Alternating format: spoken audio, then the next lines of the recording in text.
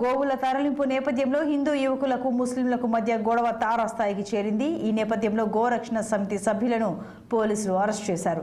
Arrest చేసిన వ్యక్తులను కలిసేందుకు మెదక్ ఎంపీ రఘునందన్ రావు హైకోర్టు అనుమతి తీసుకున్నారు. జైల్లో ఉన్న వారితో ఆయన ములాఖాత్ కానున్నారు.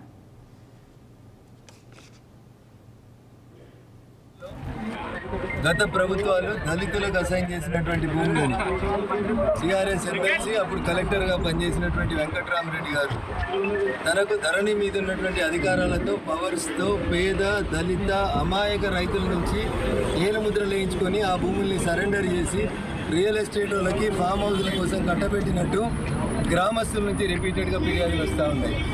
ప్రభుత్వం మారింది, కానీ రెవెన్యూ మినిస్టర్ పొంగులేటి శ్రీనివాసరెడ్డి గారు వెంకట్రామరెడ్డికి వియ్యంకుడు కాబట్టి వెంకట్రామరెడ్డి గారి అక్రమాలను కాపాడుతూ పోలీసులను అడ్డం పెట్టి ఫామ్ హౌస్ల పేరిట 5 ఎకరాలకి ఫెన్సింగ్ వేసే కార్యక్రమం చేస్తూ ఉన్నారు.